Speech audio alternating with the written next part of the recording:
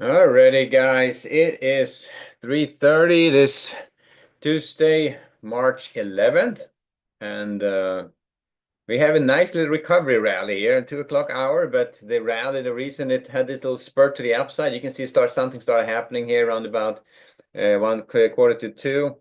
Had to do with first of all the Canadian energy tariffs came off and it threatened 50% tariffs. So that's back off again. So that's not escalating. Also, there's a potential 30-day ceasefire in Ukraine on the table. Ukraine accepted, and there may be something going on there, but Zelensky coming back to the US. So I got a few different things a few different things the market liked, and so it resulted in a nice little rally. Now let's see if they can hold on to this, or if they're going to be like a little sell-off going into the close here. But I will take this rally any day of the week, right? That's nice.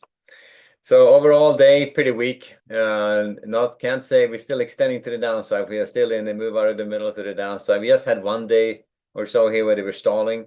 Uh, Pretty much, yeah, this was pretty much one day here. I mean, you can see here we have been extending only except for that day, little holding day here back on the March 2nd. We've been kind of steadily moving to the downside, extending every day to the downside. So I would say we are still in the move out of the middle to the downside, still heading lower, extending, and I'm not seeing any light at the end of the tunnel just yet. So. Well, there's a little bit of light, I should say, a little bit of light, because we are still holding in this area, this gap closure, kind of probing into this territory where it's really weak. And 55.30 is as far as we got today. I would not be surprised if we get more weakness on top of that. So it's at this point we are still holding below that area, the 57.30s. We're not showing any signs of running it up higher than that. Now this little rally we have here right back up here, testing the high of the day. That's appreciated, but we'll see if they can hold on to that. So. We will find out, but at this point, we're still definitely trading this from the short side of the market, looking to sell strength. At this point, we have a pretty good edge up here at the 56.50s to lean against, the 56.40s. So against those two areas, looking for short setups. Probably looking for short setups against the 30s as well, but I think these two other ones are probably the better ones at this point. And if it starts trading above that, maybe we'll find another day where it's going to be a holding day. So or a day where it's going to be an inside day, if you wish, not extending to the downside. So we might maybe find a spot where they start building value. So we'll see. I mean, but as you can tell, things going to change pretty darn quick. You get headlines on tariffs and we're coming off, coming on. The market reacts immediately to it. Immediate kind of algo trading kicks in. These are huge ranges, by the way, pretty big ranges to the upside. No trades on the ES for me today. I did, however, take a trade on the NASDAQ. I'll show you that in a second here. But before I get there, the news for tomorrow. Tomorrow, Wednesday, we get the mortgage apps at 7. We get the CPI number at 8:30, oil report at 10:30, and 10-year auction at 1. So that's what we got on tap for tomorrow. I think that CPI number is going to be some sort of reaction to it. Question is just if it's going to be well, it's been less and less important, but it's still a number of people pay a lot of attention to, especially if they start ticking up. That would be a big bad thing. But the way energy prices are going and the general approach to things, I think the inflation is going to keep ticking down as they can't turn off the money spigot and stop spending a ton of money. The energy prices come down. This could be a natural reaction on the inflation to the downside. Anyway, so at this point, that's the ES starting off range bound. Bias is still to the downside. I would be looking at it if they can close above that volume weighted mean. I would be looking for early strength to get started. Look for short setups against that 56.40s and the 56.50s for rotations back down again. So that's the way I would start off the overnight. If they start retracing past that 56.50, may look for a long trade. See if they can how far they can retrace it at that point. But at this point, they haven't quite started extending back up again. It's just kind of stopped the bleeding, if you wish.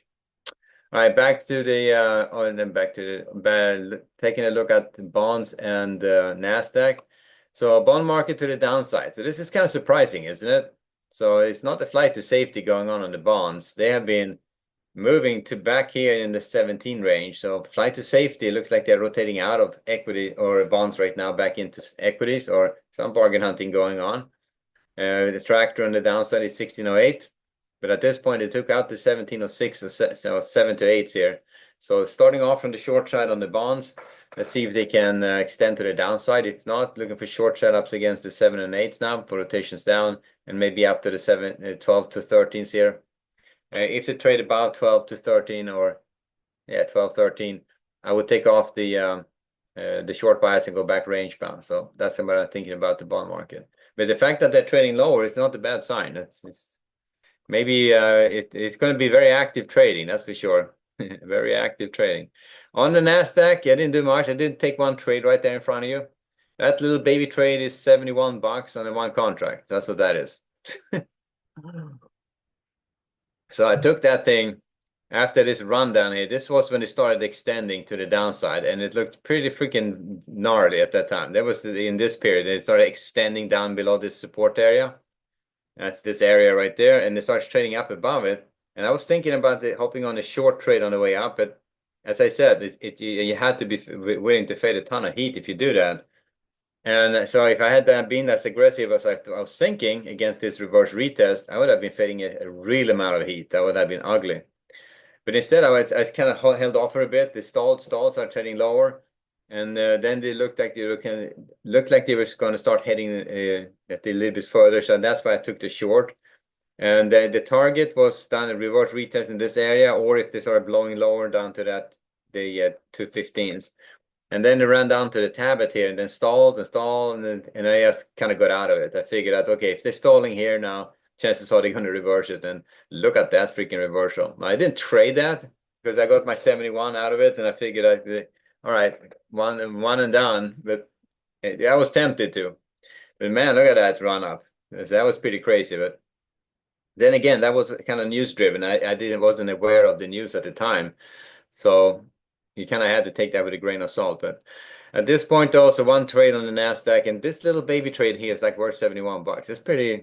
That just tells you what the range is. When I got in, my stop was halfway up this bar, so I had to double my stop size just to be on the right side of this. And it's like, okay, there we go, taking the shot.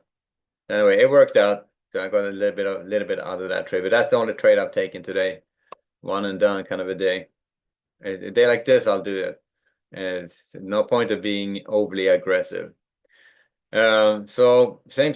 Hang on. Let's just switch that a little bit to what I can see. Same story there. Looking to sell early strength. If they can hold that volume weighted mean on the Nasdaq, looking to sell strength for rotations back down again. That's kind of still the dynamic, but it depends on how far they close above that volume weighted mean on the Nasdaq and the ES. If they can hold above that and close above it, I think we start off looking for early strength. Still looking for short setups because I don't think we haven't seen any signs that the whole selling has reversed. We are seeing some good news driving the market higher. And then finally, oil and gold. So gold, just kind of holding in the range and hasn't moved much at all today. So range band gold, they're back in this range again. Same story. You look to sell strength up to the 39s.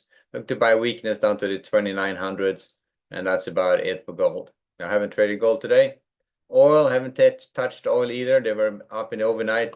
It went a little probe to the upside in the day session, and then we just went back range bound and hasn't done much since. So I have not traded oil either. And I think we're going to be rolling oil. What is it, like the 15th or something like that? Maybe Friday or something like that. We're rolling to the May expiration. But at this point, this is where we are, right?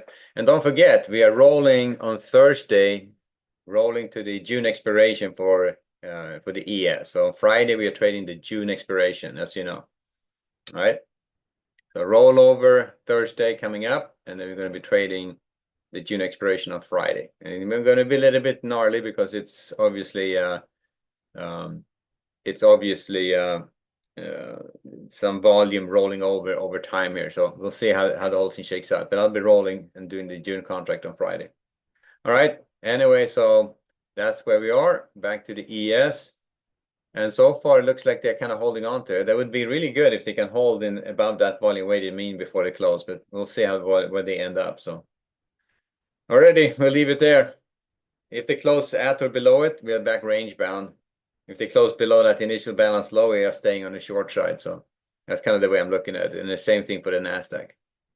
Alrighty, guys, we'll wrap it there. I'll see you back at Bright and early at 8:05 tomorrow morning. We'll go at it again. Alrighty, guys. Have a good evening.